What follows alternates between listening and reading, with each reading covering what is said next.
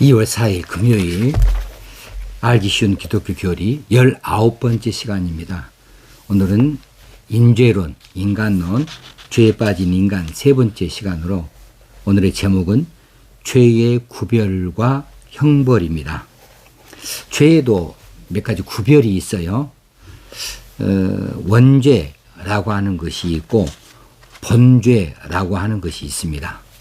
원죄라고 하는 것은 모든 사람이 태어날 때부터 가지고 나오는 이 죄를 말합니다. 아담으로부터 물려받은 것이지요. 아담이 인간의 대표자로서 하나님 앞에 범죄함으로 가지게 되어진 아담의 죄책과 오염이 고스란히 그 후손들에게 곧 우리들에게 전가되어져 있는 그 죄를 원죄라고 말합니다. 모든 인간은 아담과의 관계로 인하여서 타락 후에 죄의 신분과 상태에서 태어나게 되어진 이것을 원죄라 이렇게 말합니다. 그런데 이 원죄에는 두 가지의 요소를 가지고 있습니다. 원시적 죄책과 원시적 오염이라고 하는 것이지요. 어저께 죄의 본질을 살피는 중에 네 번째로 죄는 죄책과 오염을 내포하고 있다 이렇게 말씀을 드렸어요. 그러니까 이 원죄도 마찬가지죠. 이 원죄가 내가 지은 죄는 아니지만 아담으로부터 물려받은 이 죄에도 죄책과 오염이 있는 거죠. 이것을 원시적 죄책이다 이렇게 말하고 원시적 오염이다 이렇게 말하는 겁니다. 어제 살펴본 대로 죄책이라고 하는 것은 범죄의 객관적인 결과로서 있게 되어지는 것이고 오염이라고 하는 것은 범죄의 주관적인 결과로 나온다고 설명을 해드렸습니다. 자, 원죄의 죄책과 오염, 원시적 죄책과 원시적 오염이라고 하는 것은 또 무엇일까? 이제 원시적 죄책은 아담의 죄책이 우리에게 전가되어진 것을 말하고 있지요.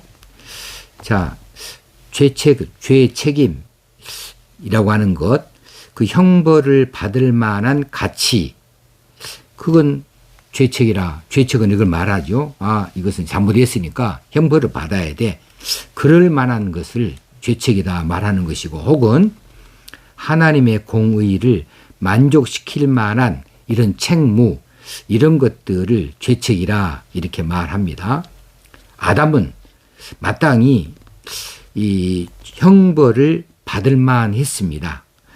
아담이 형벌을 받을 만한 이 일들이 그 후손들에게 고스란히 넘겨지고 전가되어져서 그 죄책이 그러니까 아담이 지은 죄책이니까 원시적 죄책이라고 하죠. 이 죄책이 후손 곧 우리들에게 전가되어져서 우리가 바다의 형벌이 되어버린 거예요. 마땅히 아담이 받을 형벌인데 그 형벌까지도 우리에게 전가되어졌으므로 우리는 본래부터 형벌을 받아야 마땅한 존재로 태어나게 되어진 것이죠. 이것이 원시적 죄책이다라고 하는 것입니다. 그리고 원시적 죄책이 있는가 하면 원시적 오염이 있는 것인데 아담의 후손들이 원시적 오염은 더럽혀졌다는 뜻이 아니겠습니까? 이건 도덕적인 것을 말하죠. 아담의 후손들이 도덕적 오염까지도 상속받게 되어져요. 이것까지도 전가되어졌어요. 그러므로 이제 거룩이 훼손되어진 것이죠. 거룩이라고 하는데 얼룩지게 만들어버렸죠. 이것을 오염이라고 하죠. 이 오염에는 또 두 가지가 있습니다. 전적 부패와 전적 무능력을 말합니다. 그래서 이제 아담의 오염, 죄로 말미암은 이 도덕적 오염, 이것을 원시적 오염이라고 말하는데 이 오염이 고스란히 우리들에게 상속이 되어주고 전가가 되어졌기 때문에 우리가 그 오염을, 도덕적 오염을 우리가 갖고 태어나게 되어졌다, 처음부터. 그런데 이 오염에는 전적 부패와 전적 무능력이라고 하는 것이 포함되어져 있다고 말하는 것이지요. 이 전적 부패라고 하는 말은 인간의 영혼과 신체의 모든 기능과 부분들이 전적으로 더럽혀졌다라고 하는 것을 말하고 있는 것입니다. 예레미야 17장 9절에 이 대목을 우리에게 말씀해 주는 대목이 있는데요. 만물보다 거짓되고 심히 부패한 것은 마음이라. 우리 마음이 심히 부패하다고 하는 거지요. 누가 능히 이를 알리오마는 그랬습니다. 우리는 태어날 때부터 우리 탓이 아니고 원죄, 아담이 지은 죄의 영향으로 인하여서 그것이 우리에게 전가되어지고 상속되어졌기 까닭에 원시적 죄책도 갖고 있지만 원시적 오염도 갖게 되어져서 그 오염되어진 상태로 태어나게 되어졌는데, 그래서 우리가 전적으로 부패한 상태로 태어나게 되어진다.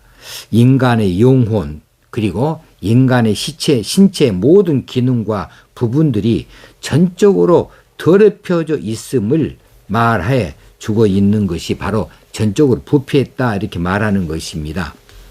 전적 무능력도 있어요. 이 타락한 인간이 이제 자연 상태에서 뭔가 영적으로 선한 것을 해보고자 하는, 그것을 행해보고자 하는 능력이 도무지 없다. 처음부터 그런 것에는 무능력하다. 죄로 인하여서 그럴 능력을 상실해 버린 상태, 이것이 전적 무능력이라고 하는 것이지요. 로마서 7장 18절에 내 속 곧 내 육신에 선한 것이 거하지 아니하는 줄을 아노니 원함은 내게 있으나 선을 행하는 것은 없노라. 마음으로는 그것을 하고자 하는 것이 있을 수 있지만은 선을 행할 수 있는 그런 능력이 애초부터 없다. 전적 무능력이다. 그런 영적으로 선한 것을 하고자 하는 데 있어서는 무능력이다. 전적으로 무능력이다. 라고 말하는데, 이것이 원시적 오염, 아담의 오염을 우리가 물려받았기 때문에 전적으로 부패하고 전적으로 무능력한 상태로 태어났기 때문에 그렇다라고 말합니다. 그러므로 세상에 태어난 그 어떤 사람도 이제 아담으로부터 물려받은 이 원죄 때문에 이제 자신의 의도대로 선한 일을 하고자 해도 할 수 없어요. 아주 죄를 짓게 되어져 있어요. 죄책도 있고 또 죄의 오염도 있다. 이것을 원시적인 것이라, 아담의 것이라 해서 원시라고 하는 말을 붙여놓고 있습니다. 자, 원죄가, 아담으로부터 물려받은 원죄가 있다고 한다면 이제 본죄라고 하는 것도 있습니다. 본죄는 내 자신이 태어나서 짓게 되어지는 죄를 말합니다. 그래서 본죄는 원죄 때문에 짓게 되어져요. 내가 죄의 성향을 가지고 태어났기 때문에 바로 이 원죄 때문에 내가 세상에 태어나서 본죄, 이 세상에 내가 스스로 죄를 짓게 되어진다고 하는 사실이죠. 그런 의미에서 원죄는 원인입니다. 원인. 내가 죄를 짓게 되어지는 이 본죄에 대한 원인이 것이고, 본죄는 이 원죄의 결과로서 짓게 되어지는 내 자신의 죄예요. 그리고 원죄는, 아담으로부터 물려받은 원죄는 하나이지만 그것으로 인하여서 짓게 되어지는 본죄는 여러 형태로 죄를 짓게 되어지는 것입니다. 그래, 우리 인간이 그렇게 무능력해요. 그렇게 인간은 부족해요. 처음부터 그렇게 죄의 오염 상태로 태어나게 되어졌고 죄의 죄책을 갖고 태어나게 되어져 있다고 하는 사실입니다. 그렇게 태어날 때부터 그래요. 그렇기 때문에 이 원죄 때문에 본죄를 지을 수밖에 없는 그런 존재로 세상에 태어나게 되어졌다는 사실이에요. 그러므로 세상에는 선한 이가 하나도 없고 의로운 이가 하나도 없다. 왜? 아담의 죄를 물려받았기 때문에 그렇다. 그런데 세상에 오시게 된 예수 그리스도는 이 아담의 원죄를 물려받지를 않았어요. 왜냐하면 이제 마리아의 여자의 몸으로 태어났지 아담의 씨앗을 대대로 물려온 이 유전을 받지 않았기 때문에 그렇다고 하는 거지요. 그러므로 동정녀 처녀 마리아에게서 태어난 사실은 이렇게 중요한 사실이 되어질 수밖에 없는 것은 이 원죄의 문제 때문에 그래요. 예수님은 원죄에 대해서 전혀 무관하다라고 하는 거죠. 그러니까 본죄도 짓지 아니할 수가 있는 것이지요. 그래서 그분은 이제 거룩하신 분으로 세상에 태어났고 거룩하신 채로 세상에서 사역을 다 하실 수 있게 되어지는 근거가 되어지는 거죠. 자, 본죄에도 종류가 있습니다. 본죄에는 무식죄와 지식죄가 있고 연약죄와 고범죄가 있어요. 이건 좀 한자로 말했는데 쉽게 말하면 무식죄라고 하는 것은 무식해서 짓는 죄예요. 다시 말하면 모르고 지은 죄예요. 지식죄는 알고도 지은 죄를 말합니다. 이 본죄, 내가 지은 죄, 아담의 죄의 성향 때문에 내가 죄를 짓는 사람이 되어지는데 어떤 것은 무식해서 모르고 지은 죄도 있고 어떤 부분은 알고도 지은 죄가 있다는 사실이죠. 자, 무식죄는 원죄의 영향으로 인해서 원죄에서 나오는 모든 의식적 사고, 내 머릿속의 사고가 원죄 때문에 이 죄책이 가득 차 있어요. 그리고 이 원죄에서 나오는 의지, 그런 죄의 성향으로 짓게 되어지는 죄입니다. 이것은 내가 모르는 사이에 부지 중에 짓게 되어지기 때문에 무식죄라 이렇게 말하게 되어지는 것이고요. 지식죄는 알고도 지은 죄예요.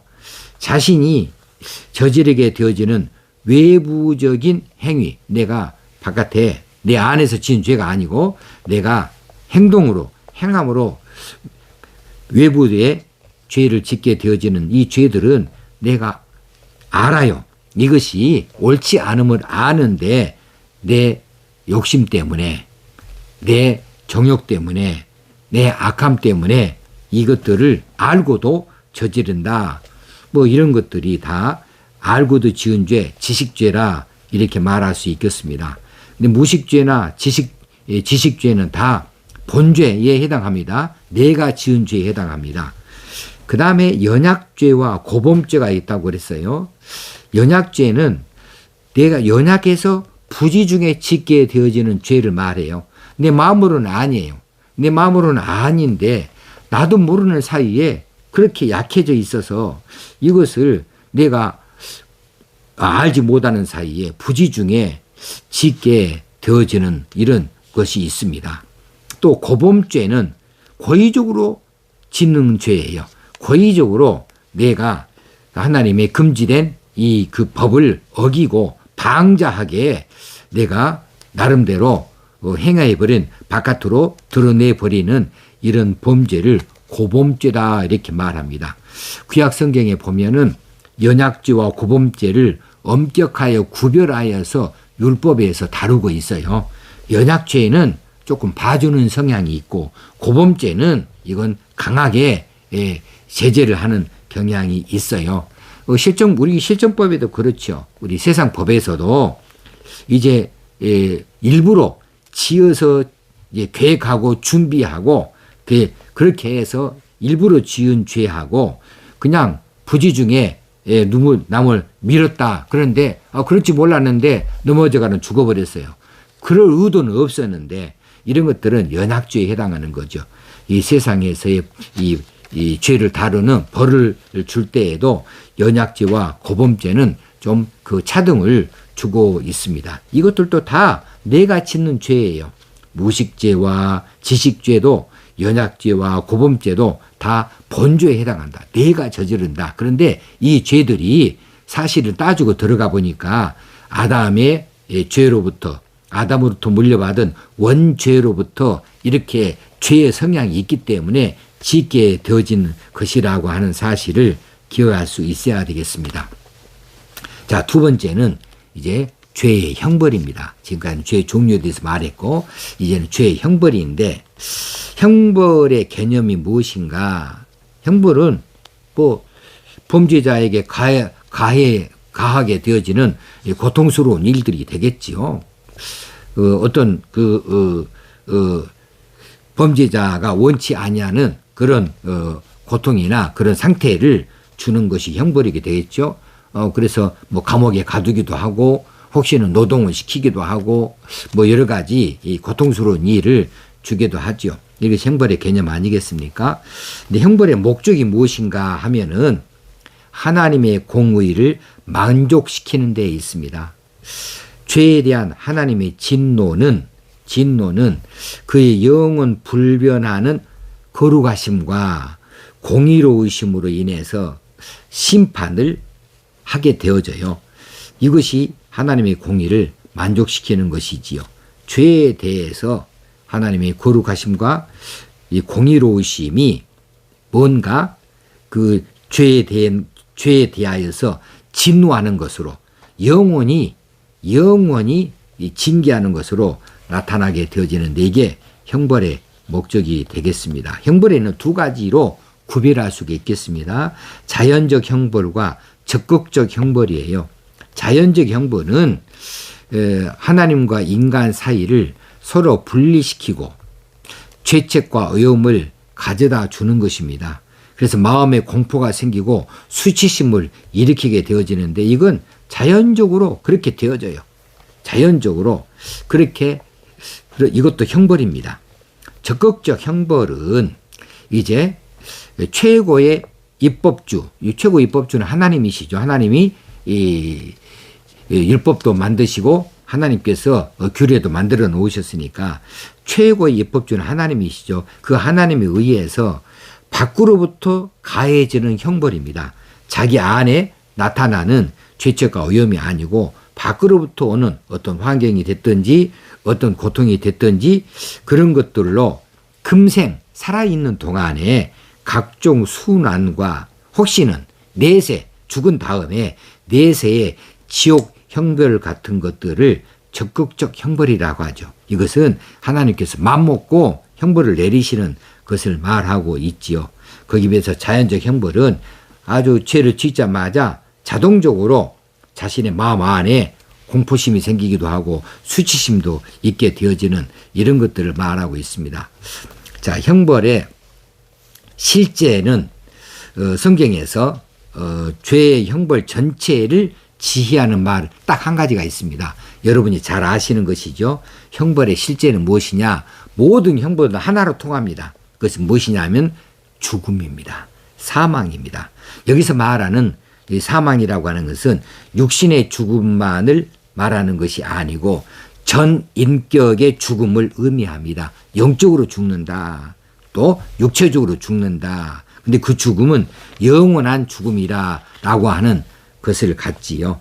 그래서 이 죄의 형벌이 반드시 다르게 되어진다라고 하는 것을 우리에게 말씀해 주고 있습니다. 그러나 우리는 아담으로부터 물려받은 이 원죄, 또 이 원죄를 때문에 우리가 짓게 되는 이 세상 살아가면서 짓게 되는 본죄들이 많이 있는데 알고 짓든 모르고 짓든 연약해서 짓든 고의로 짓든 간에 이런 모든 죄에 대하여서 용서받을 수 있는 길 믿기만 하면 된다.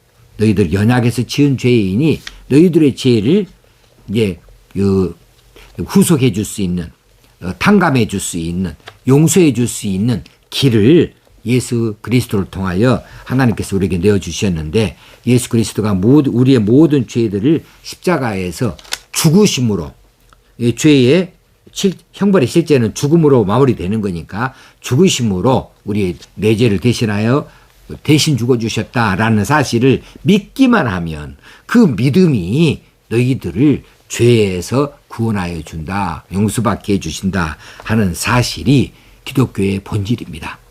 이것을 우리가 다른 것으로는 도무지 해결할 수 없는 죄의 형벌들이 있어요.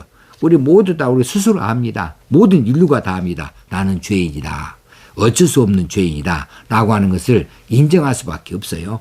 모두 다 어떤 죄를 지었든지 다 죄를 지었습니다.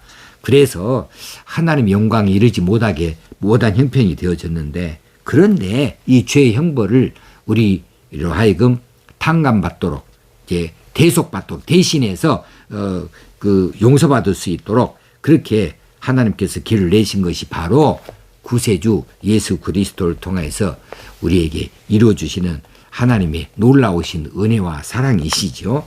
그러므로 우리가 죄의 형벌에 대하여서 고민할 일은 없습니다.